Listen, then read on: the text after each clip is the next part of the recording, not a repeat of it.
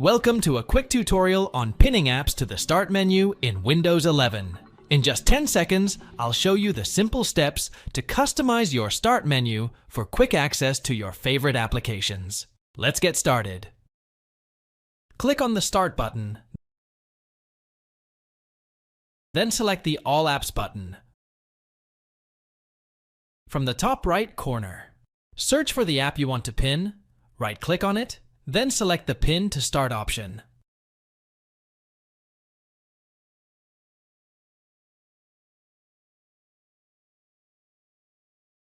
Right-click on the app you want to pin. Select Pin to Start.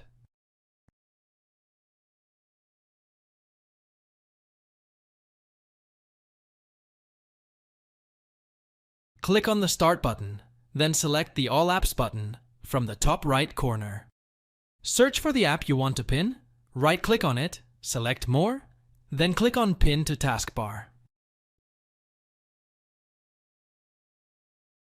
Thanks for watching. If it helps, make sure to hit like and subscribe.